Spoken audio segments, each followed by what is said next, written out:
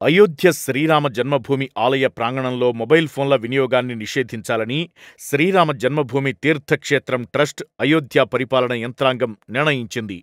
భక్తుల భద్రత, సౌకర్యాలను మెరుగుపరచడమే లక్ష్యంగా ఈ నిర్ణయం తీసుకున్నట్లు ఆలయ ధర్మకర్త అనిల్ మిశ్రా తెలిపారు. భక్తులందరూ ఈ నిర్ణయాన్ని గౌరవించాలని, క్లాక్ రూమ్ సౌకర్యాలు, ఏర్పాట్ల నిర్వహణకు సహకరించాలని ధర్మకర్త విజ్ఞప్తి చేశారు.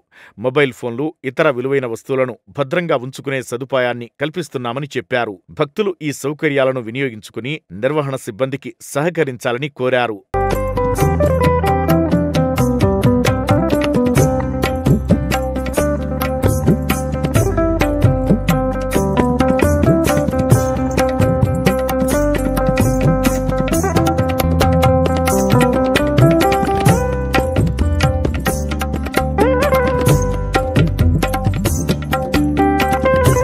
సాంప్రదాయ నాగర శైలిలో నిర్మించిన రామజన్మభూమి ఆలయం 2.7 ఎకరాల విస్తీర్ణంలో 161 అడుగుల ఎత్తులో ఉంది. 3 అంతస్తుల నిర్మాణం, 380 అడుగుల పొడవు, 250 అడుగుల వెడల్పుతో 392 స్తంభాలు, 44 తలుపులు కలిగి ఉంది. ఆలయంలో 5 ప్రధాన మందిరాలు ఉన్నాయి.